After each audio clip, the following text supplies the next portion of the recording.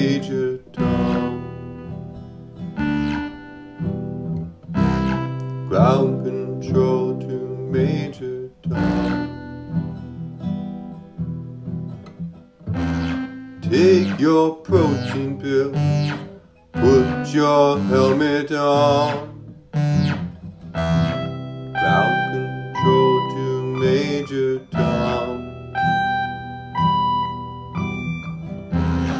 Commencing countdown, engines on.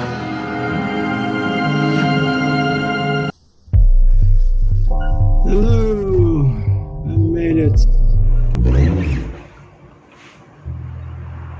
Dude, where's my wallet? The Flask of Doom. Arc 2. The Blunder. The Curse Revealed. When we last saw our heroes, they had just plundered an obscure alien grave on a forsaken graveyard planet, stealing what might be a mystical vessel of immeasurable power, or, just as likely, a rusty old thermos flask. But Otto's ill-advised experiments, mixing grave dust, hubris, and unlicensed forbidden science, have turned the object into something far more dangerous. The flask glows with a sickly emerald light, humming like a chorus of broken violins. Mike is skeptical, but Otto sees only possibilities. And as they argue, the ship's life support system begins to whisper a warning. A third presence has boarded.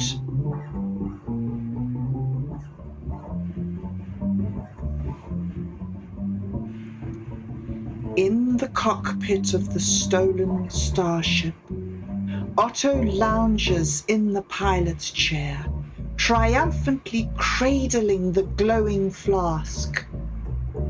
Thick emerald mist coils upwards, vanishing half a foot from its neck, as if the air itself refuses to touch it. I knew that correspondence course in forbidden science would pay off. Dude, you mean that basement that blew up? Mike squints uneasily. The shifting shadows on the bulkhead bend into shapes too skeletal to be coincidence. A thin figure begins to form from the distortion, bones sketching themselves into being. Its jaw grinds open, muttering through static and dust.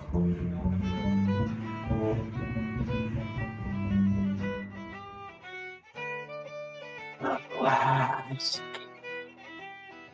Otto's eyes widen, pupils dilating like a predator's. He leans forward, lips curling into a smile. Oh, it can't be. I think it might be. The flask carried by Death himself. This mystical vessel that he set down in a moment of distraction, holding the secret of how Death never dies.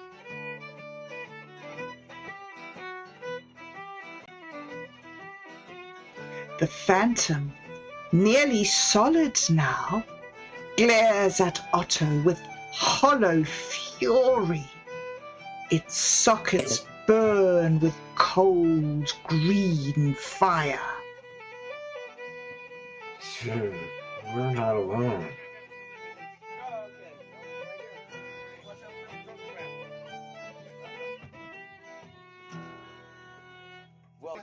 But Otto only tightens his grip on the flask, transfixed. His thirst for transcendence drowns out every other voice. Drink from death's thermos flask is to partake of his power. He raises it to his lips. Dude, no, don't do that. The phantom jerks forward, skeletal arms snapping upward in an angry gesture. Too late. Otto sips.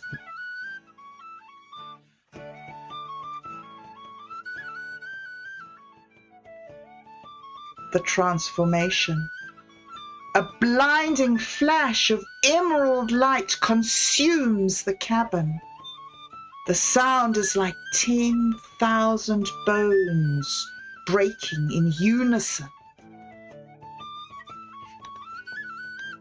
When the brilliance fades, Otto is gone.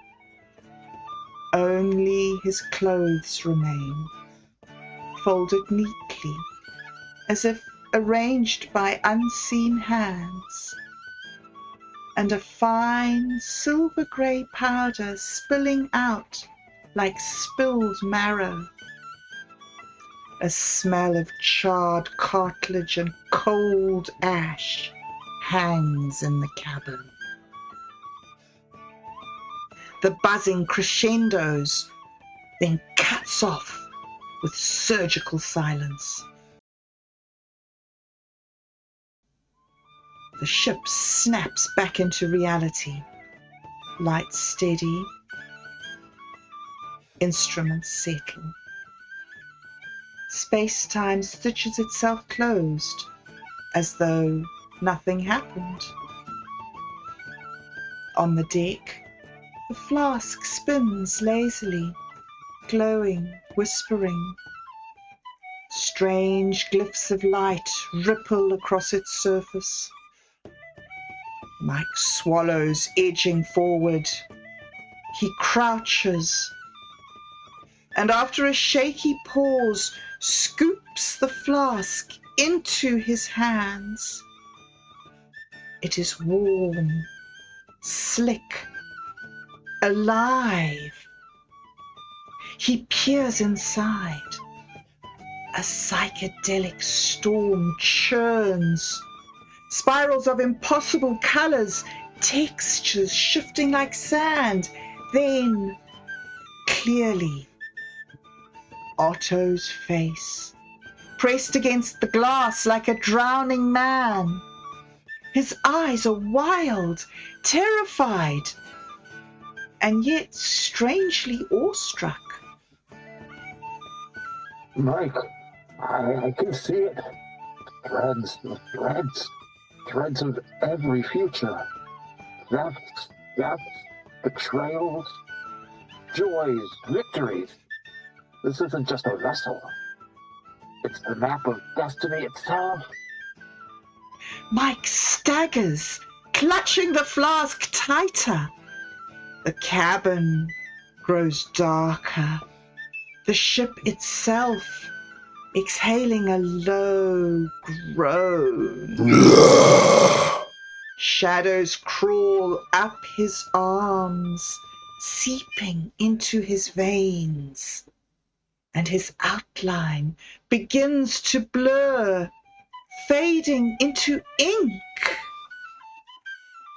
Mike, don't touch it too long. Don't touch it too long. It'll bind you to the web. It steals the thief as surely as the treasure.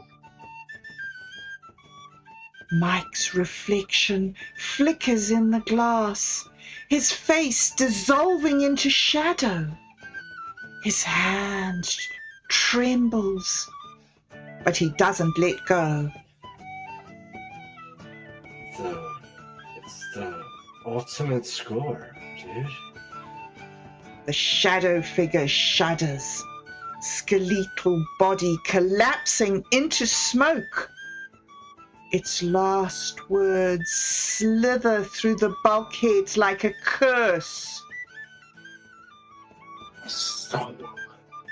My soul. The flask pulses violently in Mike's grip. Otto screams, not in pain, but in horror at the future's unraveling before him. Oh, don't you see? The Flask owns us now. The ship steadies. Silence falls. Then, just before the fade, the flask beats once, like a living heart.